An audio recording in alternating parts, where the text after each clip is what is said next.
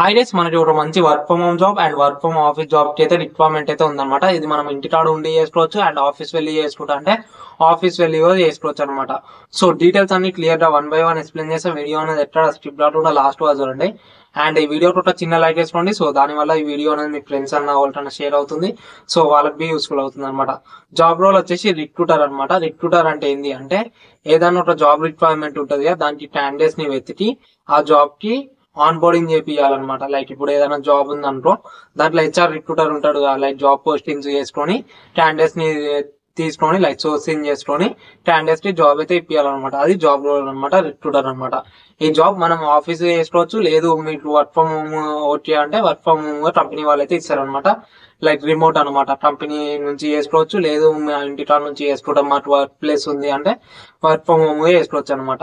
Timings వచ్చేసి మనకి 9 AM నుంచి 6 PM వరకు అయితే టైమింగ్స్ అయితే ఉంటాయి. అండ్ మండే నుంచి సాటర్డే వరకు అయితే మీరైతే వర్క్ చేయాలన్నమాట.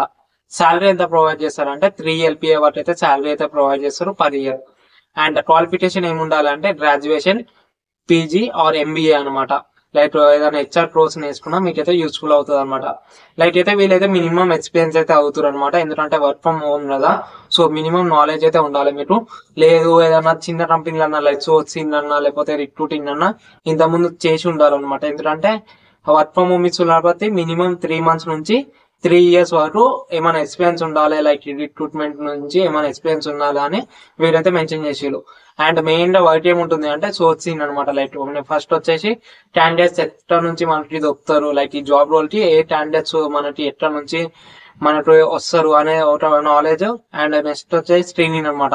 మనకు వచ్చిన క్యాండిడేట్ అసలు ఈ జాబ్ చేస్తాడా చేయడా అని స్క్రీనింగ్ లో. నెక్స్ట్ వచ్చేసి ఆన్ బోర్డింగ్ అనమాట, దీనికి సంబంధించింది. నేను HR contact details and apply link ఉంటుంది కదా, అవి 2 డీటెయిల్స్ అయితే మీకు డిస్క్రిప్షన్ ఉంటుంది కదా, సో దాంట్లో అయితే మెన్షన్ చేస్తాను అనమాట. ఒకసారి అప్లై లింక్ మీద వస్తుంది. సో మీకైతే డీటెయిల్స్ అయితే ఓపెన్ అయితే లైక్ హెచ్ఆర్ నెంబర్ మీకు అందులోనే ఉంటుంది. సో డైరెక్ట్ ఒక మంచి రెజ్యూమ్ అయితే తయారు చేసుకొని హెచ్ఆర్ అయితే పంపించండి. సో దానివల్ల మీకైతే రిబ్యాక్ అయితే అవుతాడు. అండ్ డైరెక్ట్ కాల్స్ అయితే వేయకుండా ఫస్ట్ రెజ్యూమ్ అయితే పంపించండి. రెజ్యూమ్ పంపించినంత sir send the resume in the WhatsApp అని కాల్ చేయండి. సో దానివల్ల మీకైతే ఒక మంచి లైక్ ఒక మంచి మీ మీద ఒక ఉద్దేశం అయితే ఉంటుంది అనమాట సార్కి. సో అట్లానే సో ఇంకా జాబ్ అప్లై అయిపోతే అప్లై చేసుకోండి. అండ్ ఇంకా మా ఛానల్ ని సబ్స్క్రైబ్ అయితే సబ్స్క్రైబ్ చేసుకోండి. Thank you.